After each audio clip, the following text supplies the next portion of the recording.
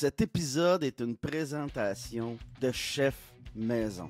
Chef Maison, le meilleur traiteur, ça arrive sud de Montréal. Peu importe ta situation familiale ou ton besoin, ben Roger, le propriétaire, a un format pour toi. T'en veux-tu des choix? Familial 5 jours, monoparental 5 jours, individuel 5 jours, format grande famille. Familial 2 jours, monoparental 2 jours, individuel 2 jours, grande famille 2 jours. Puis là, je t'ai même pas parlé des forfaits lunch à part de ça. T'as juste à appeler au 438-872-9500. Puis mon ami Roger Engang va se faire un plaisir de bien te servir. Parce qu'oublie pas, pis ça tu le sais, Chef Maison, la solution.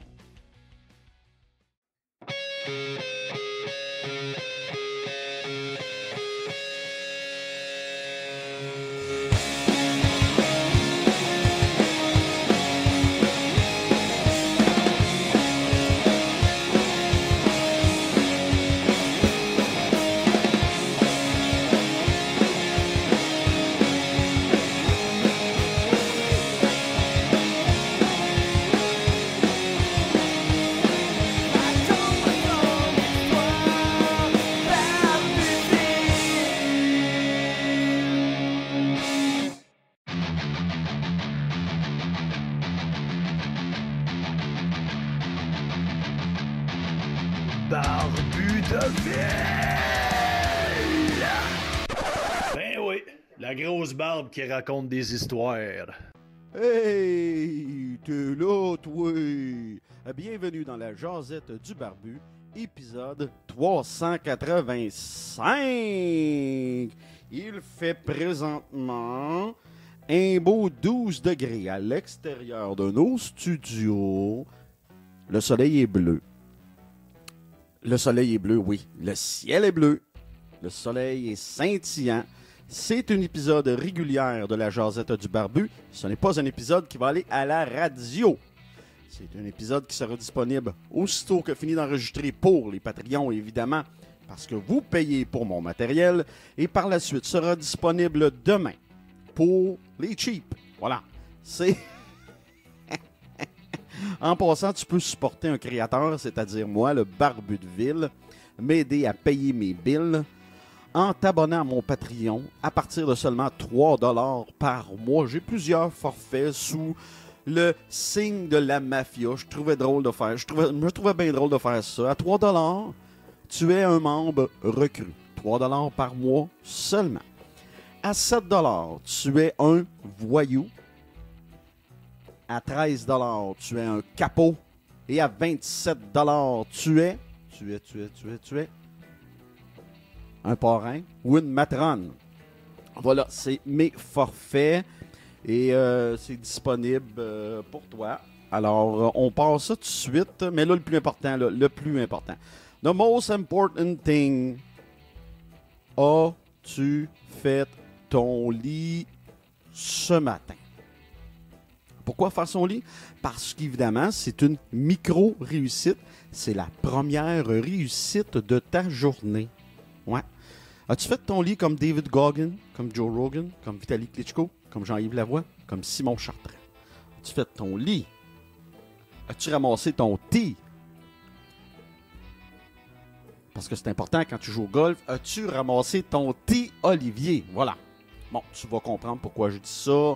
Je fais un référent à un inside joke. As-tu ramassé ton thé? Comme on dit, as-tu fait ton lit? Bon, t'as pas été sur la planète Mars. T'as pas non plus fait une opération encore ouverte, mais le premier geste de ta journée était une réussite. On va dire comme Jean-Yves Lavoie, hey, tu sais, là, quand t'as une journée de merde, puis la seule réussite de ta journée, c'est d'avoir fait ton lit, ben, c'est déjà ça, mon Jean-Yves. Premier sujet de la Jazette du Barbu, épisode 385 déjà.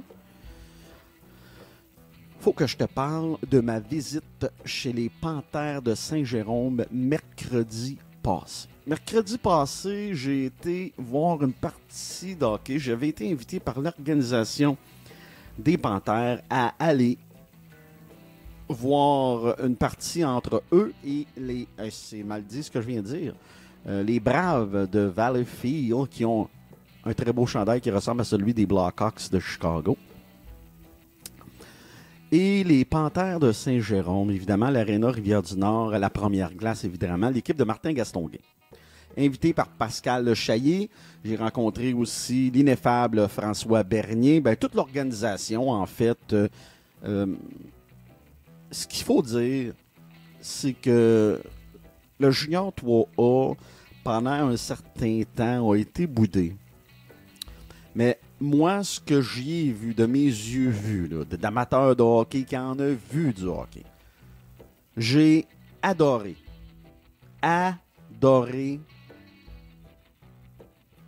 l'exécution du jeu. C'était robuste et rapide.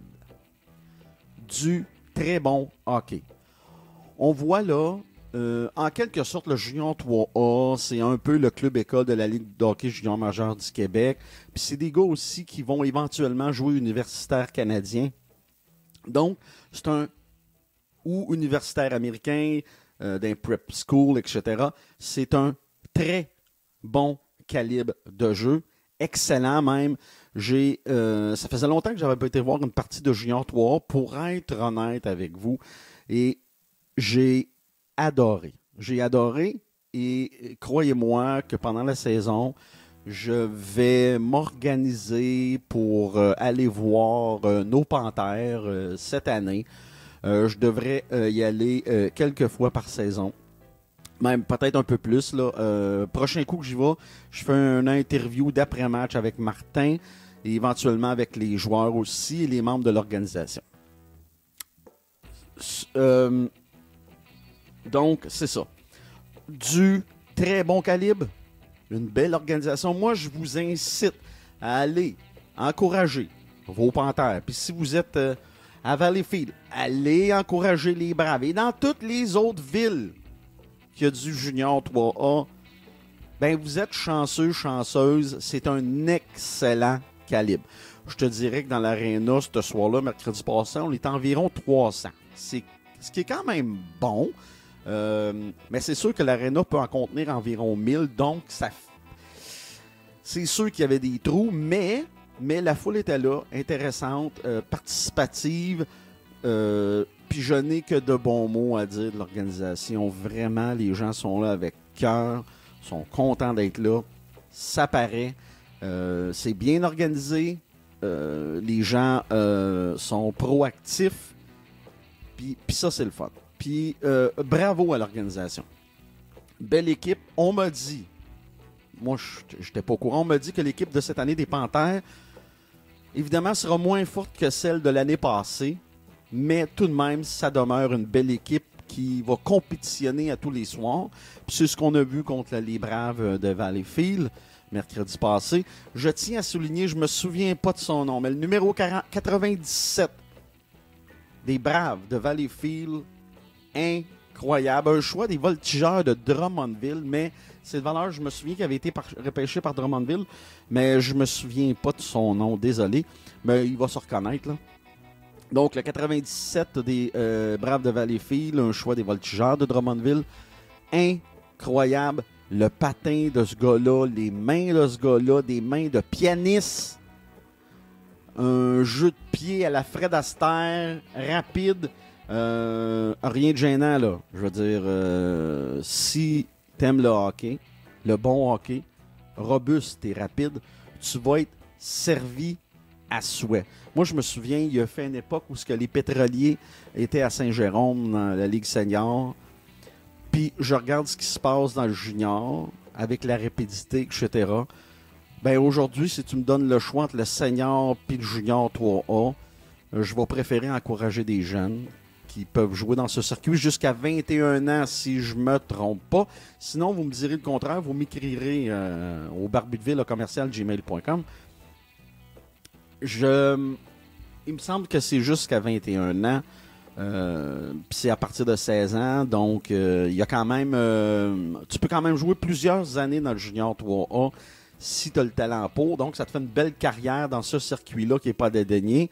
Puis après ça, ça peut t'amener à l'université, etc. Bon, voilà. Donc, je devrais y aller quand même assez souvent. Le mercredi, je suis avec mon garçon à Saint-Jérôme. Donc, c'est joindre l'utile à l'agréable. Théo a adoré sa soirée en tant que jeune. Il a bien aimé ça. Il s'est pas ennuyé. C'était une belle soirée, une belle partie. Comme je dis, du jeu robuste. Des bonnes mises en échec, du patin, des belles passes, des beaux jeux défensifs. J'ai rien à dire sur le jeu. C'était splendide. Fait qu'allez faire un tour le mercredi. Allez voir vos panthères, Jean de Saint-Jérôme, Jéromienne,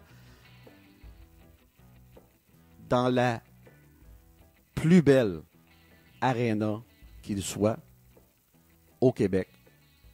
Fier de le dire, l'aréna de la rivière du Nord. Voilà. Autre sujet, la haine sur Twitter. La haine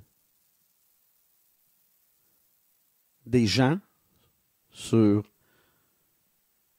Twitter. La haine spectaculaire sur Twitter à matin. Ouais, il faut que j'en parle, là. Ça n'a pas d'allure. Les gens ont été votés. OK? Legault, il a été élu unanimement. 83 sièges ou 90 sièges, en tout cas. Des sièges en asti. C'est encore notre premier ministre. Et puis là, la haine sur Twitter face à Legault est incroyable. Les gens, en arrière de leur écran, en arrière de leur clavier, sont très braves. Il y a une expression anglophone que j'aime beaucoup qui dit de ces gens-là qu'ils sont des keyboard warriors. Ben c'est ça, t'es un guerrier du clavier, mon chum, ma chum. C'est inadmissible. On devrait, sur Twitter, en fait, fonctionner sous son vrai nom. Fini les trolls, fini les noms inventés. On devrait avoir notre numéro de téléphone, pas notre numéro de téléphone, mais nos coordonnées Twitter, avec notre vrai nom. Sinon, ben tu peux pas... ça prend une vraie photo d'un humain approuvé, puis bon, etc. Parce que c'est trop facile de se cacher derrière un nom fictif, un personnage, un troll, puis de vomir son désaveu, de vomir son c'est trop facile. Et puis, ça devrait pas être admis, puis ça devrait être considéré comme dans la vie de tous les jours. Personne ne fait ça. Voir quelqu'un dans la rue puis dire « Hey, t'étais sale, je t'haïs ». Tous ces gens-là là, qui parlent de cette façon-là à François Legault, si François Legault serait devant eux, il dirait rien. Puis probablement qu'il donnerait la main. C'est ça que je dis. Donc, je suis pas surpris. Je veux dire, ça a toujours été ça, les réseaux sociaux. Mais Twitter, mon réseau social préféré, c'est vraiment particulier à Twitter. Tu vois pas ça beaucoup sur Facebook ou Instagram ou TikTok ou Pinterest ou LinkedIn. Mais sur Twitter, il y a beaucoup de haine. Les gens sont rageux, se permettent beaucoup d'opinions. Puis c'est pas correct. C'est mauditement pas correct. Faut faire attention. Voilà. Je trouve ça bien triste. Puis tu sais, un gars comme François Legault, il a eu beaucoup de pression, on va s'entendre, là, avec la pandémie. Bon, il a pris des décisions controversées, effectivement.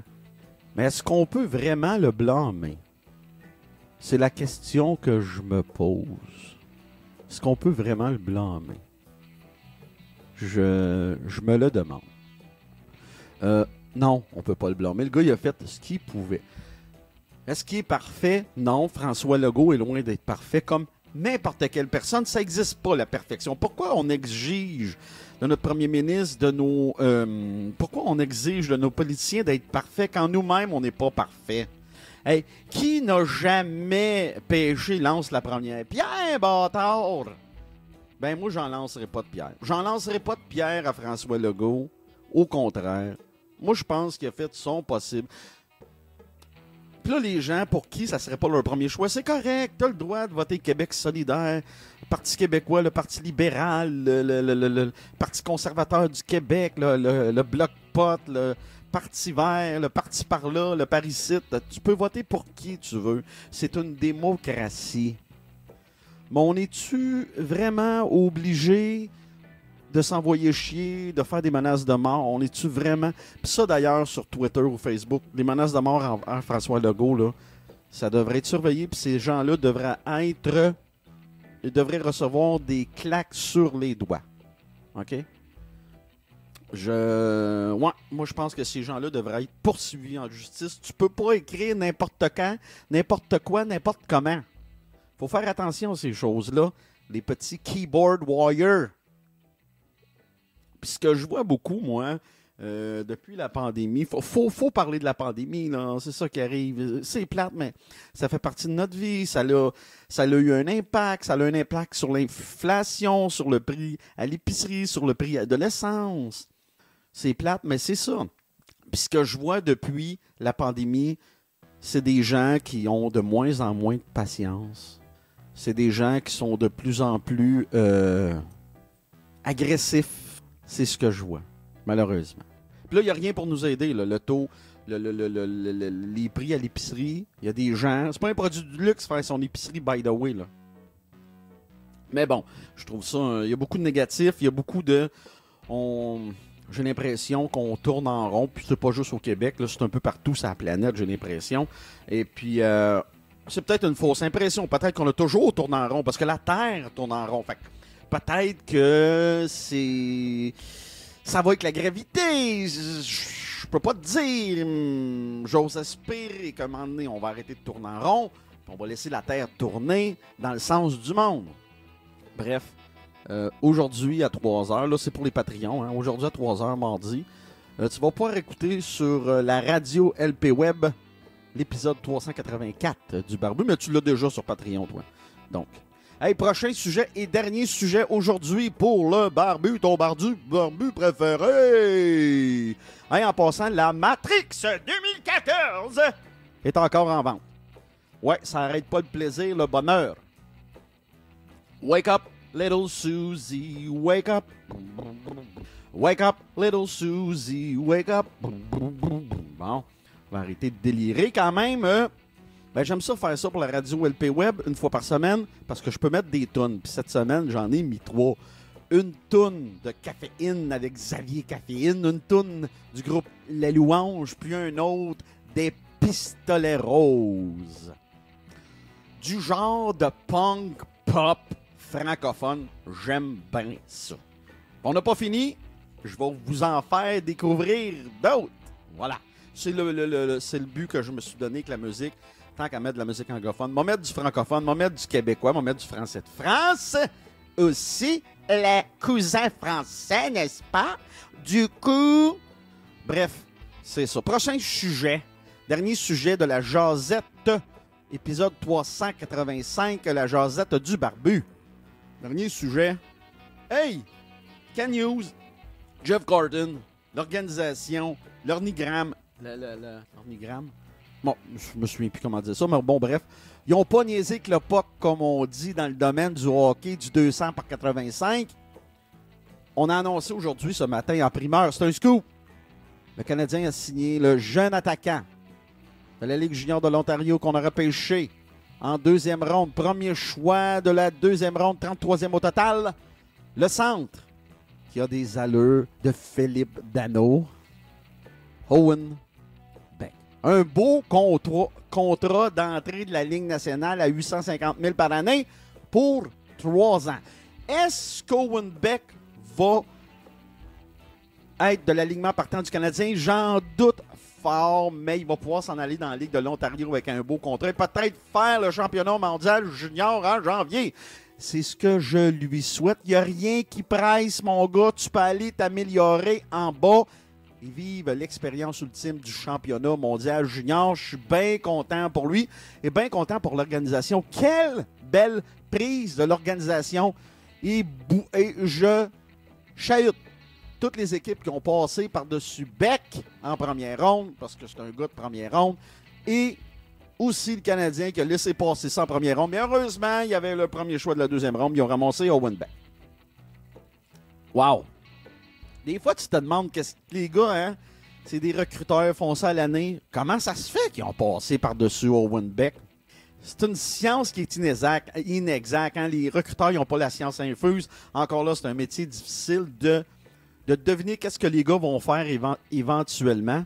Mais bref, belle signature, je trouve, ce matin du Canadien de Montréal. Du positif après une autre défaite contre les Leafs de Toronto, 5-1.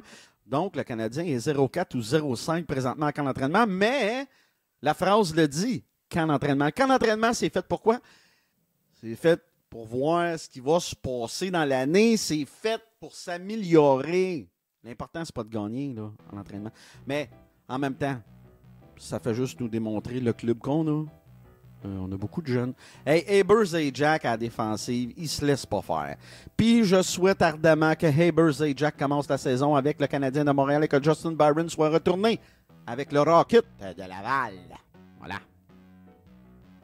Un autre jeune qui va faire l'équipe, c'est certain, à la défensive de l'Ouest canadien, Kaiden Guhle. Très, très excitant comme défenseur. Bien le fun à voir jouer. Un beau et bon défenseur qui a des allures de chez Weber. C'est pas une mauvaise comparaison, moi te le dire. Là. Il est encore loin de chez Weber. Chez Weber, dans ses bonnes années avec Nashville, était l'un des meilleurs défenseurs de la Ligue nationale de hockey. Donc, Kaiden Guhle est loin de ça encore. Mais il s'avère le plus beau prospect du Canadien de Montréal, même en avant de Juraj Slafkovský, Cole Caufield et Nick Suzuki. Kaiden Guhle, pour moi, est le plus gros prospect du Canadien. Puis là, on vient d'en signer un pour 3 ans. Là, il reste maintenant le contrat de notre ami, le numéro 22, Cole Caufield. Bon, lui, c'est sûr que son contrat va faire jaser. On parle probablement de 6 et 8 millions par année pendant 7 ou 8 ans. Là, on va le regarder aller pendant la saison. Moi, je pense que Ken Hughes, d'ici le milieu de saison, il va avoir une bonne idée de ce qu'il a entre les mains. Je m'inquiète pas. Bref, c'était pas mal ça. Puis c'est la fin de ta jasette du barbu, épisode 385. J'aimerais saluer l'organisation des Panthères de Saint-Jérôme qui m'ont accueilli comme un roi mercredi passé. Et j'aimerais saluer bien bas mes partenaires de golf de jeudi passé, Ticoc, Olivier et Steph. Merci à vous autres, les gars. C'était une Moses de belle journée. Merci particulier à Stéphane pour l'invitation. Sur ce, tu connais la ritournelle. C'est la fin de ton épisode. Je t'attends demain pour l'épisode 386 au Rakabessic. Saint-Jérôme Harley-Davidson. Pour voyager, pour s'habiller, pour partir sur un nowhere, pour rouler en toute liberté. Ta route commence chez Saint-Jérôme Harley-Davidson.